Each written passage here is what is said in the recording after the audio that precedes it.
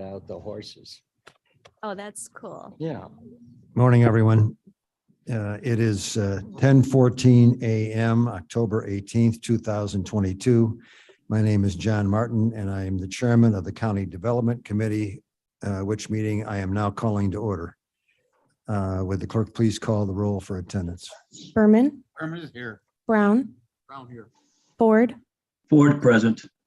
Iqbal, Iqbal present. Kenyon, Here. Wojnicki, Present.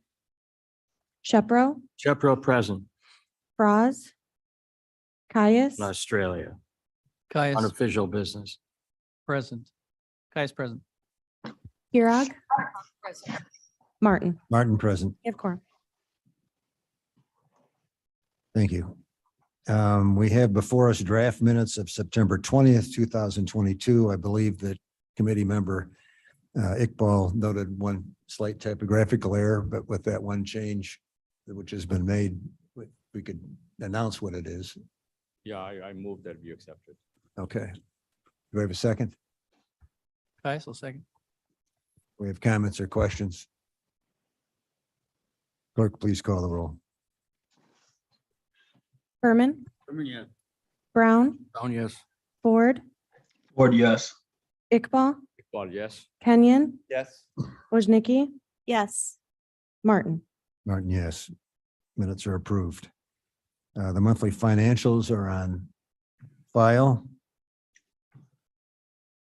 That would be item 3. Item 4, public comment. I have a couple people listed, but I believe that they're here just simply to address issues should they arise in the course of presentation. If someone desires to make a presentation at this point in time, let me know. Then Good morning. please give your name and address. My name is Angela Lotz, and I live at 44W660 Rorson Road, Hampshire, Illinois. We are up in the northwest corner of King County unincorporated area. Are you addressing an issue that's on the agenda or a non-agenda? I'm not sure if it's on the agenda or not. I believe it is. It's regarding your modification to amending Chapter 15 of the King County Code, the nuisance, I believe, noise. Um, Yeah, I'm sorry. It's not on the agenda. Oh, sorry, not on the So agenda. you have 3 minutes. Okay, I'll speak quickly. So I'm here today representing our neighborhood, which we consider to be a neighborhood. We are residential properties, although agricultural, so we have some space between us. We had some neighbors purchase a property back in October of 2020, and they are located at 11 North 924 Tower Road. At which time they decided to convert their Morton building into a venue. They have parties, multiple parties every weekend with a lot of noise complaints, with a lot of calls to our very busy sheriff department. They have had 23 parties that we have actually noted, taken photos of, and have documentations of just in the last 14 months. We brought this to the attention of zoning, to the health department, and we're told that was being looked into. I believe their building was red tagged at some point because they did not pull proper permits, of which they have, I believe, now pulled the permits. We do have copies of those. And they are now applying for special use permits for these weddings, which they are saying are all family. If you're hosting 23 parties in 14 months, I truly believe none of us have that much family. And I might note that I am 100% Mexican and I have a lot of family and I don't have that much family. So as much as I appreciate what everybody is trying to do here with limiting some of the use of that building and perhaps trying to change the ordinance on noise, I'm sorry, but midnight is still too late on a Friday, Saturday, Sunday night. I'm a realtor. My husband's a general contractor. We work 7 days a week. We have 4 grandchildren under 4 who visit us. And that is too late. The noise bellows through our windows with windows closed and the wind ripping through our property. This property was advertised in the multiple listing service, which I have access to, which I also sent copies of. It shows clear photos of a wedding venue. They show it as owned by an LLC. This is clearly a business. Yes, if this is all for family, why all the signage? People should know where you live. I mean, there's just a lot of signs here that we truly believe this is a true business being run. And if they want to run a business, they truly should go buy a building such as the Bricks, like in Carpentersville, where we paid for our daughter's wedding, right? Those are true venues. I'm not really sure we're in the right place, to be honest with you. I don't know how else to get help for all of us and all of our neighbors, many of which who have lived in that community for over 40 years. Anything else? It is our 36th wedding anniversary. And here we are. Here we are, trying to defend our neighborhood for what we feel is right. If you guys lived where we live, I know you would not. Can you put up- move closer to the microphone, please? If you guys lived where we live, we moved from Carroll Stream because of the airplanes. We moved out here 7 years ago. No problems until the last 2 years. I'm sorry. If you lived in that neighborhood, you would be doing just as much as we are. And if I have to run for something, I'm going to start running. I'm sorry. Thank you. Thank you for your time. Thank you. Just, May we now have the building and zoning report. Good morning, Mark McKirkhoff, Director of Development. First item on the building report, I just want to note that our department does have an opening. We have posted for a position for an administrative assistant to assist our building team and administrative functions of our department. So if you know anyone looking for work and wants to join our team, please have them apply. I shouldn't address the particulars of the locations that our speakers just addressed, but I will generally note that that parties and noise in rural farmsteads is not new to Kane County, but it certainly did increase during COVID when regular venues were shut down. People were looking for outlets to have events or parties, legal or illegal. We saw a rise in those, and a couple of the tools that are before the board. Currently, they did mention the proposed amendments to the noise ordinance, which went to judicial and public safety last week and on to executive committee next week, is meant to give the sheriff another tool in order to curtail the primary issue of disturbance, that being noise after hours or too loud. So that'll give them another tool to do that.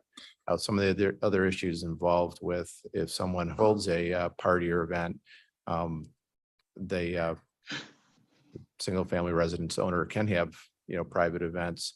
Our current ordinance for special events says that you have to get a special permit approval from the county if you have more than 100 persons. That's for private events. And then if someone were to start a venue, then that crosses over into needing rezoning, as they mentioned. And oftentimes the difficulty in some of these properties is determining if they're truly having family events or if they are actually advertising and doing it as a venue. So it is an ongoing issue. We're aware of their concerns and have been working with both them, other constituents, and the property owners. So we don't have any zoning petitions this morning. I'd be happy to answer any questions you might have at this time. Ms. Winnicki. Thank you, Mr. Chairman. I think this would be the right time. I wanted to thank Mark and Sheriff Hain, and I think Jamie Master, I think, was part of putting together the ordinance on nuisance, gunfire, and loud music. Quick question, they are unincorporated, correct? Yeah, that's correct. Yeah. Okay. Okay. So yeah, I wanted to say thank you. I've received several emails because so much of my district is in the country, and the discharging of firearms is increasing. People buy what I would call a mini farm, like a 5-acre farmette, and they use it for target practice on the weekends when their friends come over. So there are many people who are thankful for this new ordinance. So thanks. Matt, Mr. Chairman, Mr. Caius. Yeah, this is Caius from north end of the county. We have similar problems up in the Mhm. unincorporated area of my District 23. Has there been any other input about the time of day? Because like midnight from, is that late? Have you getting input from other residents? From It's you, late for sir. me, yeah. So Yeah. I thought about that when the resolution came through. The words came, the verbiage came through on the change to the code. Sure. So what we did for the proposed changes, which would then apply to all properties, is to use the same standard that's already in the special event permit. In other words, people permitted for a special event, it would be the same for any property owner, but either of those can be changed if you feel that those dates and time restrictions are not appropriate. Currently, it's earlier for weeknights. It's later for properties that are not adjacent to residential properties on weekend nights or the night before a holiday. Those are the sort of the exceptions to that. But generally, any property that's adjacent to other residential properties, it's the 9 o'clock cutoff, which is actually earlier than some of our municipalities have. I'm sorry, you say 9? 9. Am I correct that in the context of a application for a special use permit, we can further restrict timeframes, can we not, if that's appropriate? But we could, the Madam Chairman has the authority to put any other restrictions on a special event permit that's deemed appropriate or recommended by the other departments. When those applications come in, it's circulated to the health department, our staff in the development department for building and zoning, and then also the sheriff is copied on it. So if they have a history of concerns or reports, they Yeah. can I mean, also in make the recommendations. context of moving forward in a conservative manner, what my thought would be, let's see what happens here. And if it requires further adjustment, let's Mhm. make it. But that's just my thought. Madam Chair. Thank you. And I'll be quick with my question, and perhaps the answer can be delayed. But I appreciate the development of small businesses and family-owned businesses, which indeed this may be the case with this particular venue. If it is listed as an LLC. However, we have got other restrictions that I'm concerned about. Are there appropriate bathrooms, sanitary, the food distribution, et cetera, to make sure that it is a safe venue? And if it is a company that is doing this now, however small company it is, if it's registered as an LLC, are they registered? I mean, is it something that then we can control as in any other small business that would be opening up in any other community? I mean, they have to be there's forms, there's paperwork, there's applications, there's follow-up, there's the health department, et cetera, that has to go through. So these pop-ups that are happening, which are under the guise of perhaps, and we've seen a number of them, of having a family gathering, are not. It's the independent small business having maybe some cash exchanged. And I'm saying that blatantly, but they're renting out perhaps personal facilities for public use. Correct. Yeah, that's, so the first issues you mentioned, is the building safe? Are there adequate bathrooms? Is there a septic system, a safe water supply? Those apply regardless of whether it's under private ownership and it's a accessory structure use just for their own family use, as it is for, would be if they're operating as a business or public venue. The requirements actually are elevated a bit if it's going to be a business and a public venue, because now it's an assembly use rather than an accessory to a residential use. So all those definitely do apply, and that's part of the aspect of sorting through those issues. But they really do all start with the zoning use. So it's one thing if it's someone with a large pool house and they're going to use their pool and have outdoor events or whatever. It's another thing if someone converts an agricultural building and wants to use it as a venue. The county board just adopted text changes to our zoning ordinance that actually make that process clearer. But nonetheless, it needs to go through a public hearing and a rezoning process, as well as the life safety issues for someone to convert a property for a agricultural themed, entertainment venue. So we have both processes in place, but it doesn't, but they have to go through the process if they're going to use it as a business. And are they fined? I mean, can the sheriff come there and shut them down during the event? And I know that's a little dangerous perhaps at times to do. That would be a question for the sheriff, and that would be the call. My understanding is the call of the deputies, whether or not that's safe or appropriate to do. We certainly have taken some of these violations through our administrative adjudication process. Some of them we've referred to our state's attorney, and they received restraining orders or other actions. Some of them are ongoing. So it tends to be a little bit different approach depending on the property and what the issues are and what level of evidence we have. I think we're all in support of independent businesses, small businesses developing. There's no question of that at all, but it has to be done appropriately. Okay, thank you. Thank you. Any other comments? Mr. Kenyon. My farm friends were not very happy with the shooting. They were afraid that they would stop some of them shooting on their property. But I said, if you have any changes, please come forward. Thank you. We all have to we all have to respect our neighbors.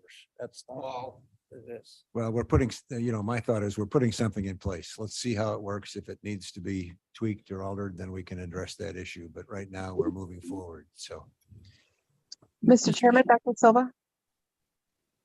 I'm sorry, who is it? Dr. Silva, Mr. Chairman. Yes, Monica. Good morning. Just a couple of comments regarding this. I've had issues in pretty much a residential area where I've had to go out on a Saturday evening, and it seems like we have someone in the area that seems to be renting out their home for these types of events. And there has been some shooting in the past, but loud music has certainly been a problem, and that really affects the folks that have it in their backyard, which is Stonegate West in our district. So I am very supportive of any type of legislation that we can do to move away from these open air parties, or even if they're in buildings. Anything is moving in the right direction. Thank you. Thank you. Anything else? We now have a resolution reaffirming our housing objectives. Do you want to address that, Mr. Van Kerkhoff? Sure. As you recall, back in August, the King County Board hosted a workforce housing summit, which was attended by around 100 people, and then culminated in the committee of the whole meeting here, and you were addressed by Regional Administrator Diane Shelley from HUD. She had since shared a follow-up letter thanking the county board for hosting the event, as well as provided additional resources that the county board may be able to take advantage of through federal programs, as well as use of ARPA funds. One of the things we included in the packet for the housing summit and during the course of the summit, was the King County's resources, both through programs with KDOT, with the impact fee, our programs through Scott Berger's Office of Community Reinvestment, our CPACE program, things that would help make housing more affordable and encourage projects in King County. One of the other things we included in the packet was the policies and objectives from the housing chapter of the 2040 plan, which the King County Board adopted in 2012.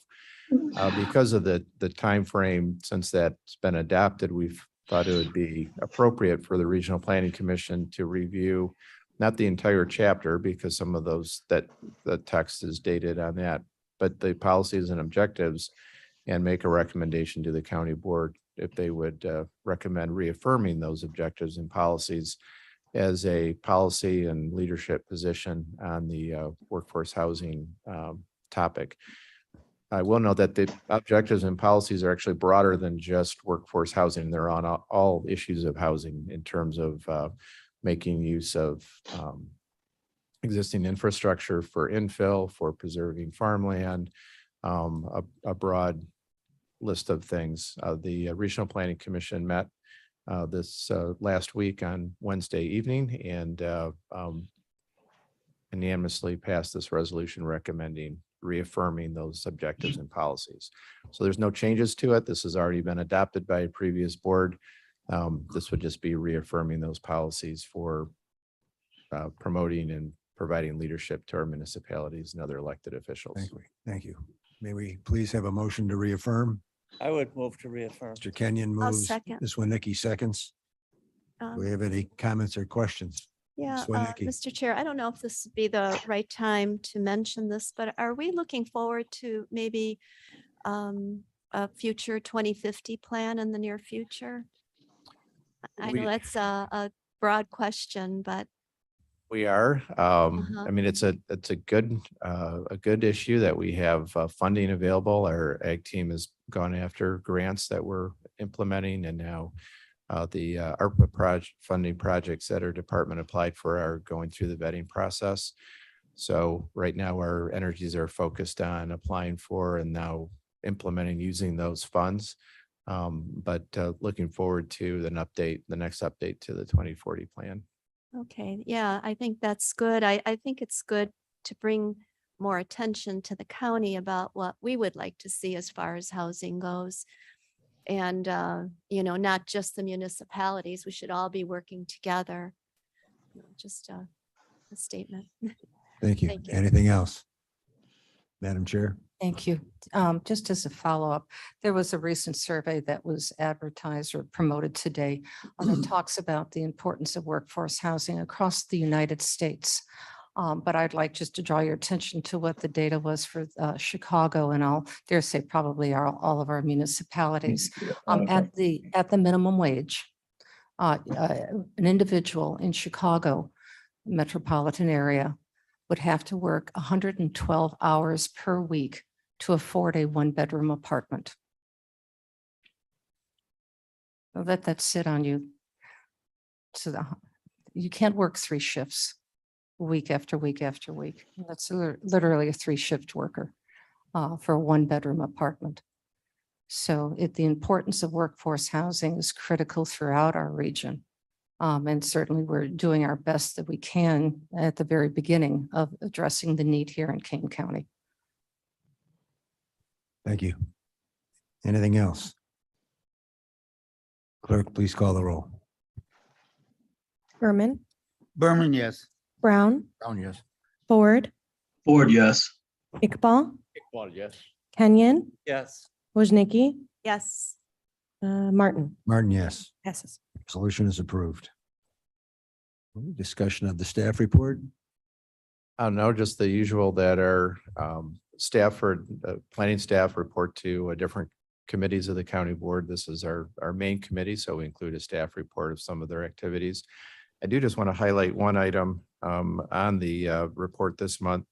There's a little summary of the GACC Roundtable Innovation and Digitalization and Ag Tech. GACC stands for the German American Chamber of Commerce. And I want to point this one out because also going through the county board process is a resolution supporting the regional economic development effort and funding that will provide for World Business Chicago to provide services for the entire region that help us compete globally and nationally. And this is a direct outcome of that partnership already. They made our team aware of this delegation coming from Germany, interested in agriculture and ag tech. And Chris Toth attended our behalf, but we were also able to invite 2 companies, which were Monitor Technologies in Elburn and Bison Gear and Engineering in St. Charles. Both participated and so we're already reaping some of the benefits of working closely with World Business Chicago and the global opportunities that we can expose our businesses to. So thank you. So does the involvement of the German delegation mean we're going to have more hops finds in Kane County? I don't know. Just a joke. Thank you for your report. Any questions or comments of Mr. Van Kerkhoff? Then may we please discuss the Mill Creek pool adjustment matter before us today? Good morning.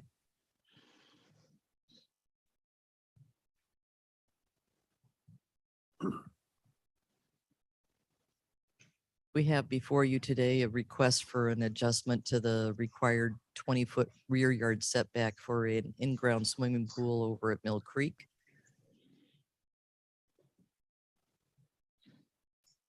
As you can see, this is over off of Harrington Drive, just north of Hughes Road. A little closer aerial shot. You can see the neighbor behind them has a pool. For your reference, that neighbor also provided you with a letter stating that they do not object the request for a variance to the rear yard setback. The rear yard setback is being asked to be reduced down to 16 feet from the required 20 feet. This is outside of the 5-foot easement on either side of the property. The owner acknowledges that they may have to use retaining walls to step down that property to not impede with the drainage that is along that northerly property line. The technical staff has reviewed the request. We find that it's in accordance with the PUD and it will not decrease any open space and there's no impact to the public health. Jurisdictions have all been advised. And as I stated, we had received a letter from one of the neighbors to the rear. Technical staff recommends approval. Thank you. May we have a motion, please? Brown moves. Brown moves. Ford seconds. Mr. Ford seconds. Do we have comments or questions? I have one. Yes. Just to, am I fair to assume that when people come in for a building permit, all these engineering and drainage issues are reviewed as part, and I could see Ms. Yes, they are. Long's head bobbing up and down. So, okay. And when they come in for a variance, given that I also am in water resources, I give them a heads up that there's going to be extenuating issues on the placing a pool in this condition or in this particular position on the property. So Okay. it won't come as a surprise later. Thank you. Anything else? Hearing none. Clerk, please call the roll. Berman, Yes. Brown, Brown, yes. Ford, Ford, yes. Iqbal, Ford, yes. Kenyon, Yes. Woznicki, Yes. Martin. Martin, yes. Passes. Motion carries. Excuse me, am I in on these votes as well, Caius, as the Yeah. he gets- chaperone, but He gets to vote. so count me as the yay on the last one and this one. Okay. Item, Wanting to be left out. Item B is a request for relief from application of the land cash ordinance. For purposes of the record, I would note that this issue was discussed at length in the immediate prior meeting of the land cash subcommittee. And a consensus was reached to bring this forward for presentation and vote at this meeting. Absent any objection from the committee, I would just like to entertain a motion and vote on this issue at this point. I would move Mr. that. Chairman, Mr. I would like to ask for unanimous consent to incorporate the proceedings of the Land Cash Committee into the record. of That's a this great committee. idea. Is there any objection to that request? I like to hear unanimous the consent? roll. but Being no objection, they are incorporated. May we have a motion, please? Now you can have your motion. Motion? We have to waive the application. Yeah. I just would move. Mr. Kenyon moves. Mr. Shepro seconds.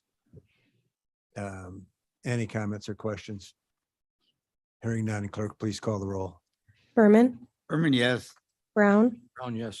Ford, Ford, yes. Iqbal, Ford, yes. Kenyon, Yes. Woznicki, Caius, Caius, yes. Martin. Martin, yes. Motion carries. Relief is granted. Do we have anything from environmental resources? Water resources?